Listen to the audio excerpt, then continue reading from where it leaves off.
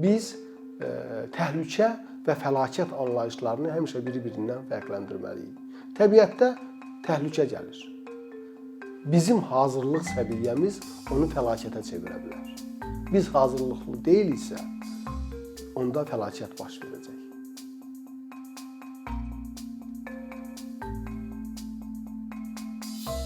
Və təsəvvür edək ki, hava çox soyuqdur, küləklidir. Siz bayıra çıxırsınız və isti paltar geyinirsiniz, isti ayaqqabı geyinirsiniz, başınızı yaxşı örtürsünüz və gedirsiniz. Nə olacaq? Heç nə olmayacaq. Bəlkə də o soyuq hava sizə daha yaxşı bir təsir bağışlayacaq. Yox, əgər siz hazırlıqlı deyilsinizsə, paltarınız nazikdirsə, əyniniz nazikdirsə, ayaqqabınız qalın deyilsə, köhnədirsə, bu zaman sizə soyuq dəyə bilər. Bu zaman siz həmin soyuq havanı artıq özünüz üçün xırda bir fəlakətə çevirmiş olursunuz. Çünki siz o soyuğa qarşı hazırlıqlı deyilsiniz. Başqa bir misal da çəkmək olar. Məsələn, yaxşı bir ev tikmisiniz, çayın sahilində yox, bir qədər aralıda, möhkəm özüllərdir, zəlzələ baş verir və sizin evinizə heç nə olmur. Çünki siz zəlzələyə hazırlıqlısınız. Bu hadisə sizin üçün fəlakət deyil. Amma başqa birisi üçün, hansı ki evi çox pisdir, yaxşı dayaqlar üzərində tikilməyib, kasıb yana tikilib, o fəlakətə çevriləcək. Çünki o ev uçacaq. Ona görə də biz təhlükə və fəlakət anlayışlarını həmişə biri-birindən fərqləndirməliyik. Təbiətdə təhlükə gəlir. Bizim hazırlıq səviyyəmiz onu fəlakətə çevirə bilər. Biz hazırlıqlı deyiliksə, onda fəlakət baş verəcək. Və məhz bu hazırlıqsız olmama vəziyyətinə biz zəiflik deyirik. Zəiflik nədir? Məsələn, onun müxtəlif tipləri var. Zəiflik təbiətdən gələn hər hansı bir təhlükəyə qarşı hazır olmama vəziyyətidir. Hazır olma vəziyyətinə isə biz davamlılıq, dözümlülük, hazırlıqlı olmaq deyirik. Məsələn, var fiziki zəiflik. Fiziki zəifliyə aiddir binaların vəziyyəti. Bina zəif tikilibdir, dayaqlar zəif deyil, yaxşı qumdan və sementdən istifadə olunmayıbdır. Buna biz deyirik fiziki zəiflik. Bir də var sosial zəiflik. Sosial zəiflik nədir? Sosial zəiflik sizin özünüzün hazırlıq səviyyənizdir. Məsələn, zəlzələ baş verəndə siz hansı işlər görərsiniz? Nə etməlisiniz? Biz məktəblərdə təlim keçəndə həmişə deyirdik ki, uşaqlara partanın altına girmək lazımdır. Çünki yuxarıdan düşə bilən əşyalar sizin başınıza dəyməsin. Və ya qapının tininin altında dayanmaq lazımdır. Çünki qapının tininin altına heç nə düşmür və çərçivə adətən möhkəm olur. Bu artıq nədir? Bu fiziki hazırlıq səviyyəsi deməkdir. Bu həm də sosial hazırlıq səviyyəsi deməkdir. Sosial hazırlığa həm də sizin ətrafınızda olan insanların hazırlığı aiddir. Yəni, qonşularınız, qohumlarınız bu vəziyyətə hansı səviyyədə aiddirlər, hazırdırlar? Onlar sizə necə kömək edə bilərlər? Əgər hazırlıq çox güclüdürsə, bu zaman əlbəttə ki, heç bir fəlakət baş verməyəcək. Xırda bir misal çəkim. Məsələn, Amerika Birləşmiş Ştatları məktəblərində hamısında demək olar ki, aşağı siniflər, xüsusilə birinci siniflər həmişə birinci mərtəbələrdə yerləşdirilir. Və binalar elə tikilib ki, hansısa bir təhlükə baş verə bilərsə, məsələn, təkcə zəlzələ yox, yanğın baş verə bilərsə, bayıra çıxmaq üçün o uşaqlar dəhlizdən keçib pilləkənləri fırlanıb düşməsinlər. Xeyr, sinifin qapısı birbaşa çölə açılır. Dəhliz yoxdur. Bu, hazırlıq səviyyəsini göstərir ki, bu həm də sosial hazırlıqdan faydalanma səviyyəsini göstərir ki, uşaq, balaca uşaqdır, bir təlim keçib və çölə daha tez çıxa biləcək. Bəli, yuxarı sinifləri yuxarıda yerləşdirmək olar. Və buna biz sosial hazırlığa aiddir. Bir də var iqtisadi zəiflik. İqtisadi zəiflik nədir? İqtisadi zəiflik fəlakətin yaranmasına çox güclü təsir edir. Məsələn, tikdiyimiz ev zəif ola bilər, bina yaxşı olmaya bilər, yollarımız olmaya bilər, vəsaitimiz olmaya bilər. Məsələn, deyək ki, yaşadığımız ev dağıldı. Əgər bizim pul ehtiyatımız varsa, biz müəyyən bir müddət həmin ehtiyatla keçinə bilərik. Və bu mütləq lazımdır. Ona görə də insanların məsələn, zəlzələdən, daşqından sığortalanması çox vacibdir ki, hansısa bir hadisə baş verən zaman onlar müəyyən bir müddət ərzində tez bir surətdə yardım ala bilsinlər və özlərini yaşada bilsinlər. Və bu zəiflik iqtisadi zəiflikdir. Yəni bu zəifliklər əlbəttə ki, həmişə fəlakəti yaradır. Bunun deməli əmələ gəlməməsi üçün biz çoxsaylı proseduralardan keçməliyik və bu fəlakətlərə hazırlıqlı olmalıyıq. Deməli biz burada bir qədər fəlakət riskindən danışaq. Fəlakət baş verə bilər. Amma biz onun baş vermə riskini öz hazırlığımızı artırmaqla azalda bilərik. Buna deyirlər fəlakət riskinin azaldılması və çox hallarda minimuma endirilməsi. Əgər biz çox hazırlıqlıyıqsa, bu zaman heç bir fəlakət baş verməyəcək. Mən sizə bir misal çəkim və bu misalı həmişə xoşlayıram çəkməyi. Məsələn, mənim yadımdadır, İranda 5 ballıq zəlzələ oldu. 4000-ə yaxın orada bir insan bir şəhərdə həlak olmuşdu. Bu təxminən 2010-cu ildə baş verən bir zəlzələdir. Niyə baş verdi? Çünki evlər hamısı palçıqdan tikilmişdi.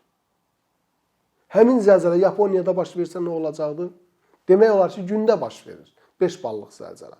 Ona görə də fəlakət riski İranda çox yüksəkdir, Yaponiyada çox aşağıdır. Çünki hazırlıq çox yüksəkdir. Bu sanki bir tərəzidir. Sən nə qədər çox hazırlaşırsansa, fəlakət riskini azaldırsan. Yəni təhlükənin fəlakətə çevrilmə riskini azaldırsan. Faciənin baş vermə riskini aşağı salırsan. Ona görə də biz zəlzələni proqnozlaşdırmaya bilərik. Yəni müasir elm bunu hələ də edə bilmir. Amma zəlzələyə hazırlıq səviyyəsini artırmaqla biz faciənin qarşısını ala bilərik.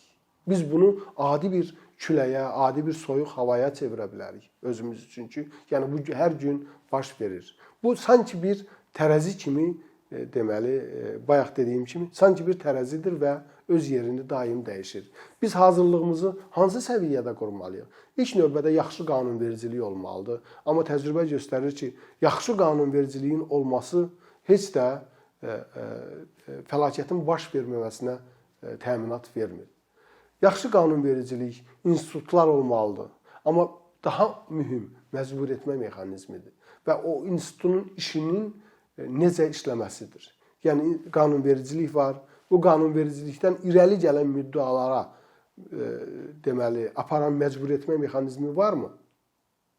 Hər bir bina tikiləndə Fövqəladə Hallar Nazirliyinin əməkdaşı gəlir, onu yoxlayır, betonun davamlılığını yoxlayır.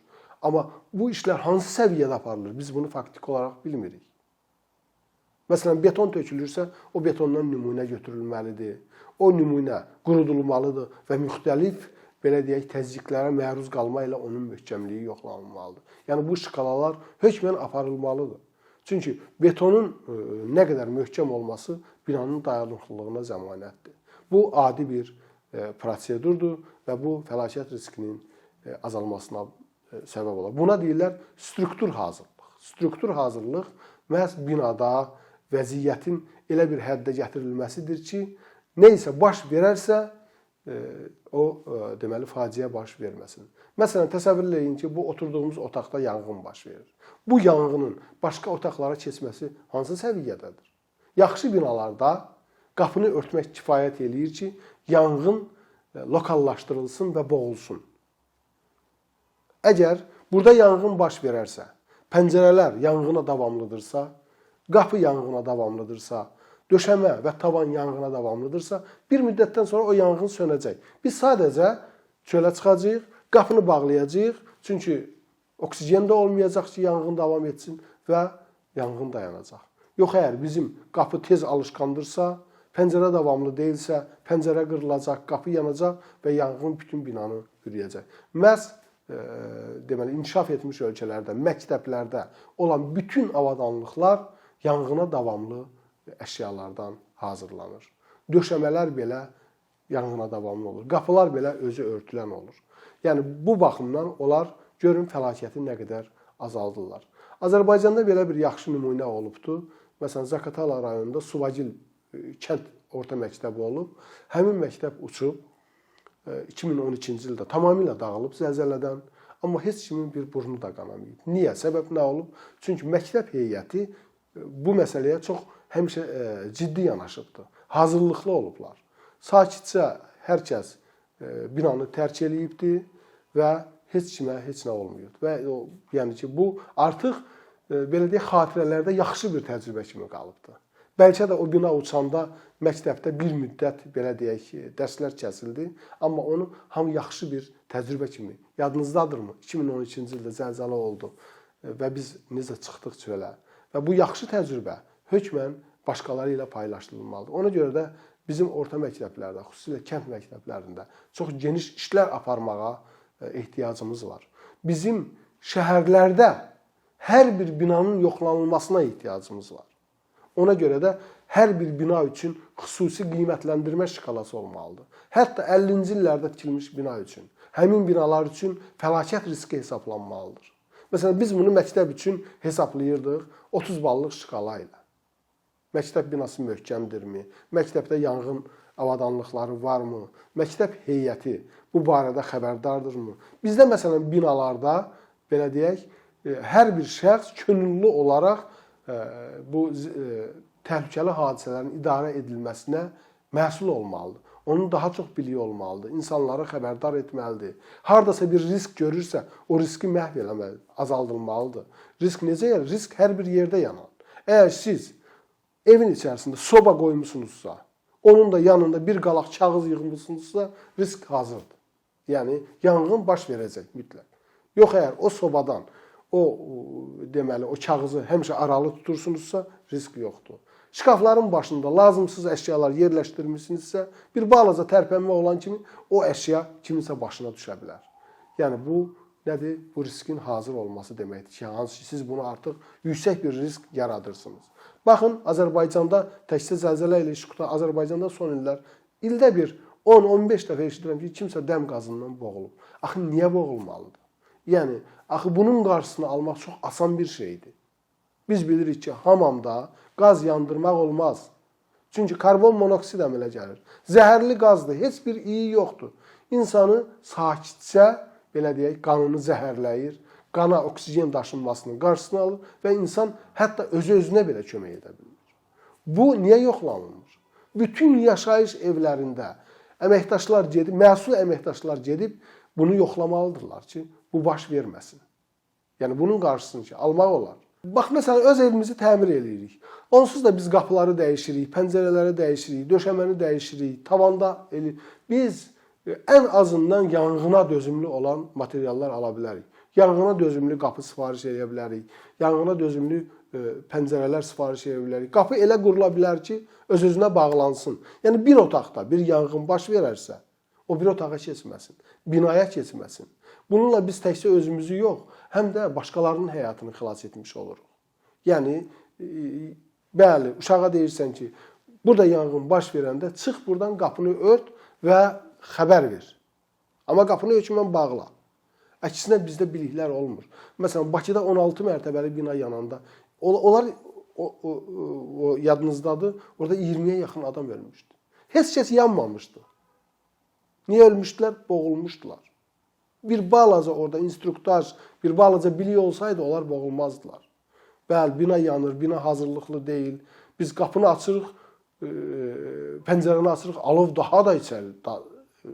Çünki içəriyə oksigen daxil olur. Həmin müddətdə, əgər çıxılmaz bir vəziyyətdə qalanda hamam otağına girmək, hamam otağının polunu yaş dəsmalla bağlamaq, yaş dəsmalla deməli, nəfəs alma orqanlarını mühafizə eləmək lazımdır ki, 1-2 saata qədər hamam otağında qalmaq olar ki, yanğın heyəti gəlib səni xilas edə bilsin. Azından bir xəbər verə bilsin. Yəni, biz əlbəttə ki, çox danışırıq ki, gəlin zəlzələyə proqnoz verək, daşqınlara proqnoz verək, təbii təhlükələrə proqnoz verək. Bunlar öz yerində. Bu elmi məsələlərdir, elm öz işini görür. Amma biz yadda saxlamalıyıq ki, hətta ən adi bir hazırlığımız belə bizi sabahki faciədən qurtara bilər.